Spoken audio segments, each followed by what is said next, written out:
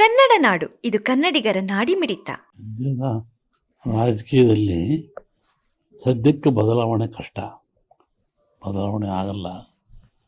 ಏನಿದ್ರೂ ರಾಜರ ಭಂಡಾರ ಅಂದರೆ ಬಡ್ಜೆಟ್ ಅಂತೇನೋ ನೀವು ಕರಿತಿರಲ್ಲ, ಆ ಬಡ್ಜೆಟ್ ಆಗಬೇಕು.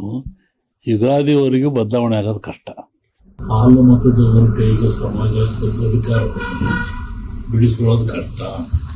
ಯಾಕೆಂದರೆ ಅಕ್ಕಬುಕ್ಕರು ಆಲ್ಮದ ಸಮಾಜದ ಪ್ರಮುಖಲ್ಲೊಬ್ಬರು ವಿಜಯನ ಸಾಮ್ರಾಜ್ಯವನ್ನು ಕಟ್ಟಿದರು ಅಕ್ಕಬುಕ್ಕರು. ಆನಂತರ ಛತ್ರಪತಿ ಶಿವಾಜಿ ಆತ ಆಲ್ಮದ ಸಮಾಜದವರು.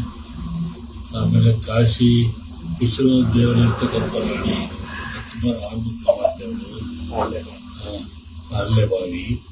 ಹಾಗಾಗಿ ಆ ಒಂದು ಸಮಾಜ ಪ್ರಾಚೀನವಾದ ಸಮಾಜ, ಒಂಥರ ದೈವಗೊಳ್ಳತಕ್ಕಂಥ ಸಮಾಜ. ಆ ಸಮಾಜದಲ್ಲಿ ಮೊಟ್ಟ ಮೊದಲನೇ ಮುಖ್ಯಮಂತ್ರಿ ಸಿದ್ದರಾಮಯ್ಯ ಸಮಾಜವಾಗಿ. ಹಾಗಾಗಿ ಆ ಸಮಾಜ ಅಧಿಕಾರ ಸಿಕ್ಕಿದ್ರೆ ಇಳಿಸೋದು ಕಷ್ಟ.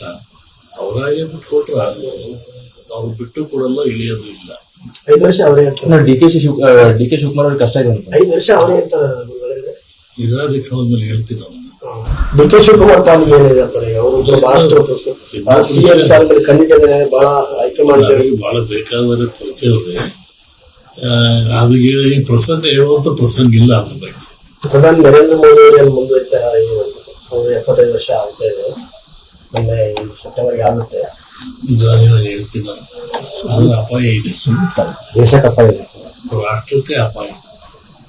ಯಾವ ರೀತಿ ಅಂದ್ರೆ ಪುರ ಏನು ಯುದ್ಧ ಸಂಭವ, ಎಲ್ಲ ರೀತಿ ಸಾವು ನೋವು ಹತ್ತಕ್ಕೆ ಲಕ್ಷಣ ಇದೆ. ಒಂದಿಬ್ಬರು ಮಹಾ ವ್ಯಕ್ತಿಗಳು ಸಾಯೋ ಲಕ್ಷಣ ಇದೆ. ಮಾಡಿಕೊಳ್ಳಲು ಕೂಡಲೇ ಪಕ್ಕದಲ್ಲಿ ಕಾಣುವ ಬೆಲ್ ಐಕಾನ್ ಕ್ಲಿಕ್ ಮಾಡಿ ನೋಟಿಫಿಕೇಶನ್ ಪಡೆಯಿರಿ.